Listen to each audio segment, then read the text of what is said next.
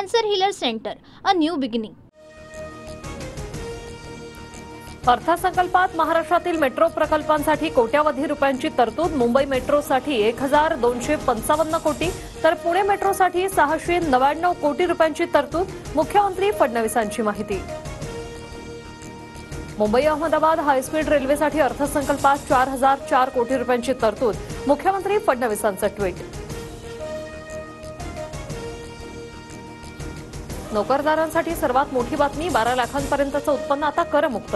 अर्थमंत्री निर्मला सीतारामन यांच्या घोषणेनं मध्यमवर्गीयांना दिलासा. सरकारला 1 लाख कोटींचा तोटा होणार. भारतीयांचं स्वप्न पूर्ण करणारा अर्थसंकल्प. आजचा अर्थसंकल्प गुंतवणूक आणि बचत वाढवणारा.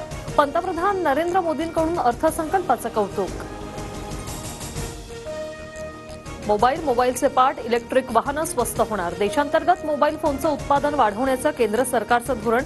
तर इलेक्ट्रिक वाहन उद्योगांमधील लिथियमच्या उत्पादन खर्चात कपात होणार. कॅन्सरची औषधं स्वस्त होणार. कॅन्सर संबंधित 36 औषधांवरील सीमाशुल्क हटवण्याची घोषणा. तसंच वैद्यकीय उपकरण स्वस्त दरात होणार. मोदी सरकारचा रुग्णांना दिलासा. भारतात तयार होणारे कपडे स्वस्त होणार. कापड उद्योगाला चालना देण्याकरता सरकारचं पाऊल. तर चामड्याच्या वस्तू आणि टीव्हीचे पार्ट्सही स्वस्त होणार. 2025च्या अर्थसंकल्पात नोकरी कौशल्य निर्माण करण्यासाठी 7 घोषणा. वैद्यकीय महाविद्यालयांमध्ये 5 वर्षात 75,000 जागा वाढवणार. तर आयआयटी क्षेत्रामध्ये 6,500 सीट आणखी वाढवल्या जाणार. देशातील कृषी उद्योगाच्या विकासासाठी मोदी सरकार सकारात्मक. 100 जिल्ह्यातील शेतकऱ्यांसाठी पंतप्रधान धनधान्य कृषी योजना. 1.7 कोटी शेतकऱ्यांना फायदा होणार. आजच्या अर्थसंकल्पात पोकळ घोषणा. कृषी क्षेत्रासाठी निराशाजनक अर्थसंकल्प. स्वाभिमानी शेतकरी संघटनेच्या राजू शेट्टींची टीका.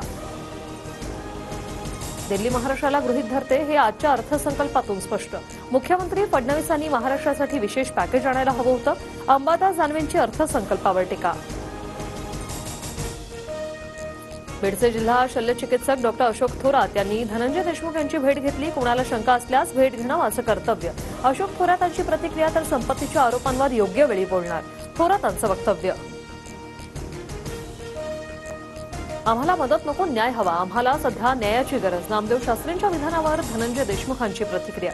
संतोष देशमुखांच्या कुटुंबियांची जबाबदारी भगवानगड उचलायला तयार असल्याचं वक्तव्य नामदेव शास्त्रींनी केलं होतं. नामदेव शास्त्रींची स्वतःची भूमिका आहे. त्यांच्या भूमिकेवर प्रतिक्रिया देण्याची आवश्यकता वाटत नाही. पंकजा मुंडे यांचं वक्तव्य. नामदेव शास्त्रींनी पंकजा मुंडेंसाठी गडाचे दरवाजे बंद केले. आज कोणत्या कारणामुळे गडाचे दार राजकारणासाठी पुन्हा उघडलं? प्रकाश महाजन यांचा नामदेव शास्त्रींना सवाल. इंडियावादी संत जन्मले, वाल्ह्याचा वाल्मिक करून गेले. नामदेव शास्त्रींच्या वक्तव्यावर सदाभाऊ खोत यांची खोचक टीका.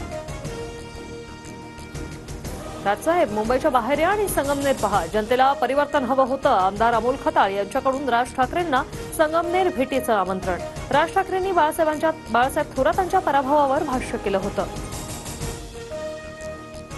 कोस्टल रोडच्या बोगद्यात ट्रॅफिक जाम. वरळीकडून मरीन ड्राईव्हच्या दिशेने जाणाऱ्या बोगद्यात वाहतूक कोंडी.